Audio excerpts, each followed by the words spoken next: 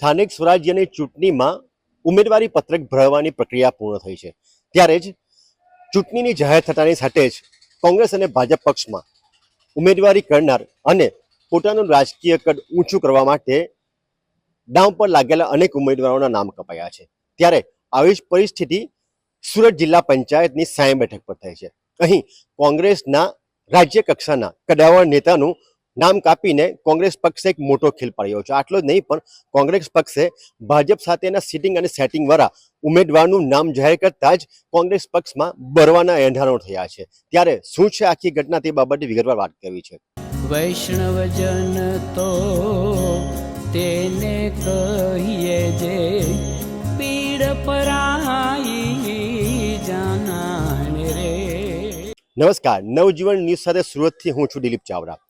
સ્થાનિક સ્વરાજ્યની ચૂંટણીમાં સુરત જિલ્લા પંચાયતના સુરત ગ્રામ્યમાં અનેક ઉમેદવારોએ પોતાની ઉમેદવારી કરી છે। ત્યારે સુરત જિલ્લા પંચાયતની સૌથી હોટ ફેવરિટ બનેલી સાય બેઠક કે જ્યાં સુરત ગુજરાત કોંગ્રેસ પ્રદેશ મહામંત્રી દર્શન નાયક ચૂંટણીમાં ઉમેદવારી કરવાના હતા। આટલું જ નહીં પણ ચૂંટણી જાહેર થતાની સાથે જ તેમણે પૂર્વ પ્લાનિંગથી સ્થાનિક લોકોનો રૂબરૂ પ્રચાર પ્રસાર અને લોકસંપર્કની પ્રક્રિયા હાથ ધરી હતી। ત્યારે જ ઉમેદવારી પત્રક ભરવાના અંતિમ દિવસે કોંગ્રેસ પક્ષ દ્વારા દર્શન નાયકને મેન્ડેટ ન આપતા દર્શન નાયકની ટિકિટ આપવામાં આવી હતી।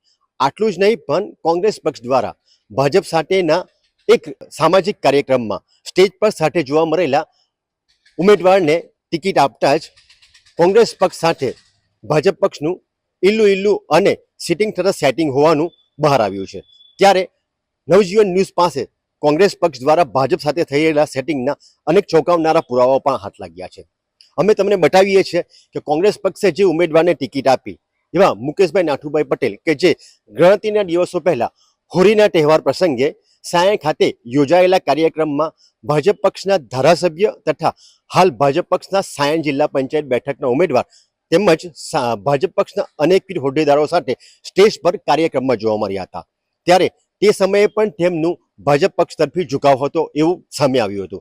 ત્યારે દર્શન નાયકની ટિકિટ કાપવા માટે કોંગ્રેસ પક્ષે મુકેશ નાથુભાઈ પટેલ કે જે ભાજપ પક્ષના હોદ્દેદારો અને નેતાઓ સાથે સીધો સંબંધ ધરાવતા હોય તેને કોંગ્રેસ પક્ષ દ્વારા સાયણ જિલ્લા પંચાયત બેઠક પરથી ટિકિટ આપતા જ ચોંકાવનારી માહિતી બહાર આવી હતી।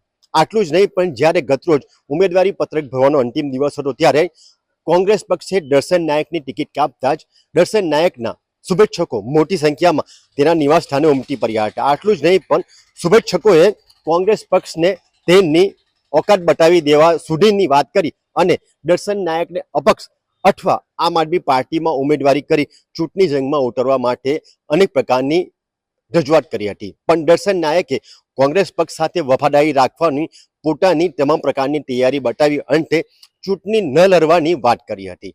ત્યારે સાયણ જિલ્લા પંચાયત પર કોંગ્રેસ પક્ષે એક જે વ્યક્તિ કે ચૂંટણીની જંગમાં કોઈ પણ નામ ન હતું એને ટિકિટ આપીને ભાજપ પક્ષનો રસ્તો મોકળો કર્યો છે। અમે તમને બતાવીએ કે મુકેશ નાથુભાઈ પટેલ કે જે હોળીના તહેવારમાં સ્ટેજ પર ક્યાં હતા અને તેમની સાથે કોણ કોણ હતા ભાજપ પક્ષના હોદ્દેદારો। ત્યારે કોંગ્રેસ પક્ષ ચૂંટણી સમયે એના સક્રિય કાર્યકરો અને આગેવાનોની ટિકિટ કાપીને કદ ટૂંકું કરવા માંગતી હોય અને આવી જ પરિસ્થિતિ સુરત જિલ્લામાં જોવા મળી। સુરત જિલ્લા કોંગ્રેસના પ્રમુખ સહિત અનેક રાષ્ટ્રીય કક્ષાના કદાવર નેતાઓએ દર્શન નાયક કે જે ફાયરબ્રેન્ડ નેતા હોય અને ખેડૂત તથા સહકારી આગેવાન હોય જે હર હંમેશ ખેડૂતો અને લોકો માટે લડતા આવ્યા હોય તેની ટિકિટ કાપીને એક મોટો અને ગંભીર પ્રકારનો મેસેજ કોંગ્રેસ પક્ષના વફાદાર નેતાઓને આપ્યો છે। આટલું જ નહીં પણ કોંગ્રેસ પક્ષે આ રીતે કરીને જ્યારે સુરત જિલ્લામાં કોંગ્રેસને સંપૂર્ણપણે નાબૂદ કરવાની એક ખોટી નીતિ અપનાવી હોય એવું પણ ચર્ચાઈ રહ્યું છે।